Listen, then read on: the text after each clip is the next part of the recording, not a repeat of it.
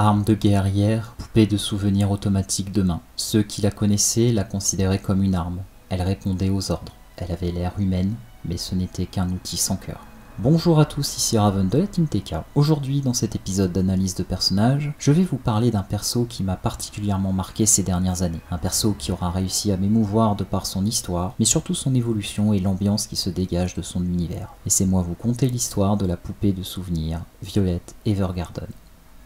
Violet Evergarden est l'adaptation animée du light novel portant le même nom. L'histoire raconte celle de Violet, une jeune femme soldate ayant connu la guerre qui se retrouve une fois cette dernière terminée à devoir se réintégrer dans la société. Pour ce faire, elle intégrera une société postale en tant que poupée de souvenirs automatique, afin de pouvoir comprendre les derniers mots de son mentor, « Je t'aime » ou Aishi Teru. En tant qu'enfant soldat, Violette n'a connu que le champ de bataille, ignorant par conséquent la compassion et la réelle valeur des sentiments des autres ou d'elle-même, souffrant alors de syndrome post-traumatique comme les militaires ayant vu les affres de la guerre autour d'eux. De plus, elle a été élevée dans l'unique but d'être un soldat, c'est-à-dire à supprimer toute compassion et empathie envers l'ennemi, tout sentiment pesant sur l'âme humaine pour être prête à tuer et être capable de tuer, accentuant encore plus son détachement par rapport aux autres. Vous l'aurez donc compris, Violette apparaît comme un personnage sans émotion, obéissant uniquement aux ordres sans se poser de questions telle une machine de combat. Toutefois, ce qui marque chez Violette, ce n'est pas seulement son manque d'expression et de sentiments, mais son évolution. Rarement un animé aura aussi bien porté le nom d'un personnage. Toute l'œuvre est à son service, tout contribue à la faire vivre, à la faire grandir, à lui offrir une place. Bien évidemment, tout ne se résume pas à elle, et c'est là que l'originalité de cette œuvre entre en compte. Dans les histoires plus classiques, le personnage principal est souvent le narrateur, ou bien la vision du monde est partagée au lecteur de son point de vue. Dans Violet Evergarden, l'histoire est contée en majorité par les clients, ou les collègues de Violette, et non via son propre prisme. Ce sont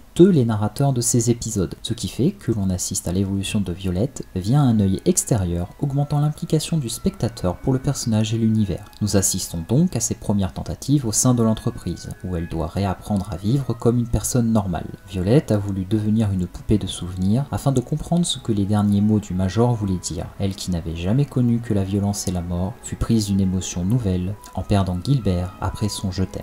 Ce dernier, son supérieur dans l'armée, l'a longtemps prise sous son aile, mais disparut dans la bataille en la laissant derrière lui, avec un vide considérable dans le cœur, dont elle-même ignore l'origine. Privée d'affection depuis son plus jeune âge, l'amour est en effet un des sentiments qui lui sont totalement inconnus. Mais grâce aux missions qui lui seront confiées et sa rencontre avec des personnes de tout horizon, elle parviendra petit à petit à s'ouvrir au monde et s'éveiller à l'art de l'empathie. Les poupées de souvenirs automatiques se présentent ici comme de véritables traducteurs d'émotions, comme s'il s'agissait d'une science que tout le monde ne comprenait pas forcément. L'importance du choix des mots pèse lourd dans la balance, et Violette aura du mal à le comprendre. En poursuivant ce travail, elle se rendra compte que les sentiments sont une émotion beaucoup plus complexe et puissante qu'il n'y paraît. Elle sera confrontée continuellement à ses déficiences émotionnelles avec ses différents clients. Un ancien militaire a dit un jour que lorsque la guerre est terminée, les soldats perdent le sens et le but que ces ordres ont donné à leur vie, et il n'y a plus personne pour leur apprendre à redevenir des civils. Violette est clairement dans ce cas, une petite fille perdue, élevée sur le champ de bataille uniquement à obéir aux ordre du Major, une machine à tuer. Quand elle le perd, elle perd de ce fait sa boussole émotionnelle qui l'a guidée. Le début de ces lettres est catastrophique, mais pas sur leur qualité, au contraire. Elles sont formelles et factuelles, allant à l'essentiel sans tergiverser. Cependant, elles sont beaucoup trop brutes et violentes au point d'inverser le message initial du client. Comment dire à quelqu'un que l'on s'intéresse à lui sans paraître pour une personne facile ou manipulatrice, alors que l'on souhaite juste établir un contact sain dans des normes sociales, nous imposant une ligne de conduite, voire faisant croire à une ligne de conduite. Comment aider quelqu'un qui se renferme sur lui-même sans paraître agressif et éviter qu'il se referme à nouveau au risque de le perdre? Comment passer outre la mort d'un être cher et faire son deuil alors que l'on se sent responsable? Ce sont toutes ces subtilités que Violette devra saisir au cours de son histoire dans son métier. Le contraste est d'autant plus marqué que Violette, ayant perdu ses deux bras au combat, se retrouve avec deux prothèses métalliques, faisant d'elle une machine, autant physiquement que mentalement. L'œuvre nous fait poser la question, une machine peut-elle devenir humaine, ou qu'est-ce qui fait de nous des êtres humains? Violette devra donc revoir sa propre condition d'instrument de guerre et arriver à mettre des mots sur des émotions qui ont toujours existé en elle.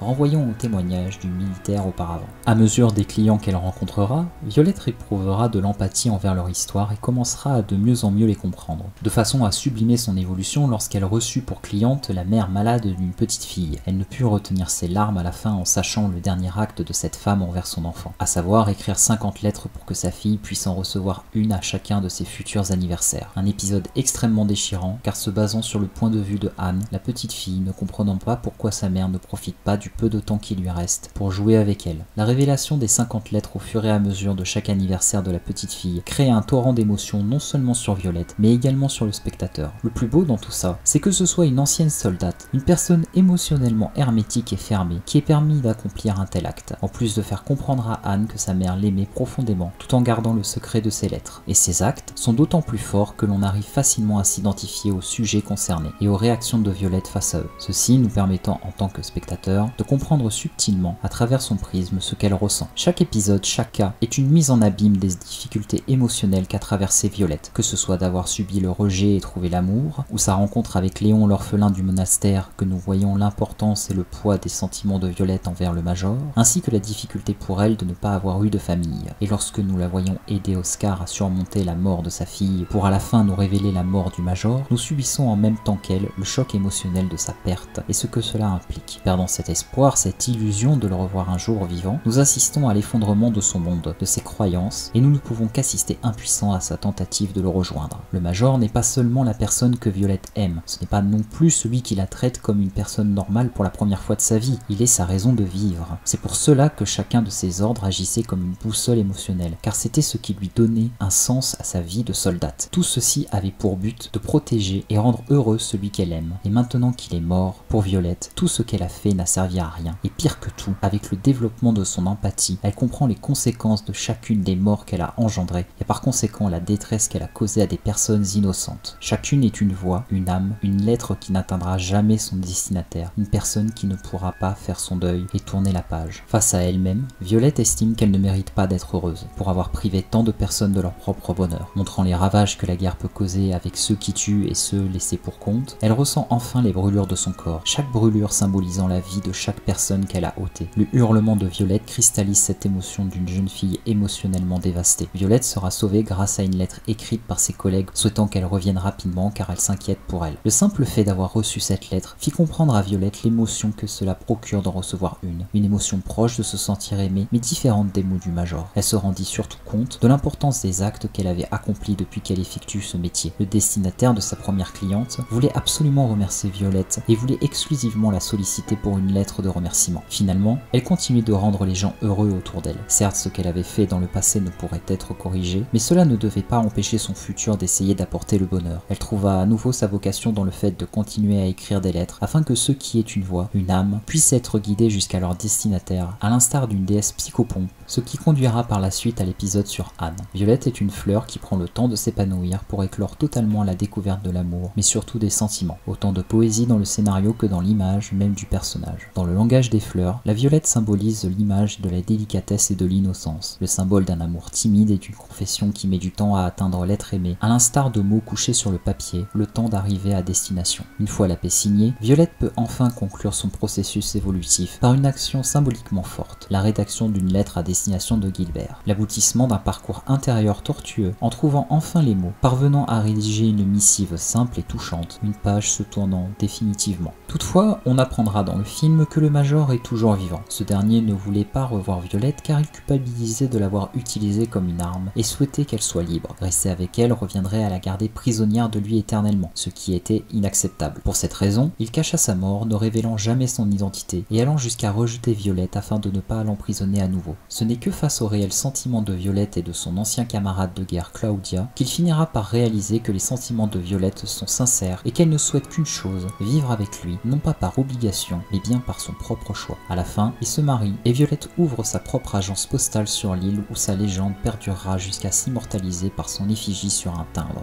Violet Evergarden est une merveille d'écriture montrant subtilement les luttes auxquelles les gens sont confrontés après la guerre, et il est remarquable de voir la force qu'il aura fallu à Violette pour continuer à avancer et se battre, alors même qu'elle avait perdu tous ses repères. Deuil, stress post-traumatique, elle est une image de force et de détermination hors du commun, le tout dans un corps de poupée qui semble au premier abord fragile et mécanique, mais ô combien forte et humaine. J'espère que cet épisode d'analyse de personnages vous aura plu, n'hésitez pas à me dire ce que vous en avez pensé, et en attendant la prochaine, portez-vous bien.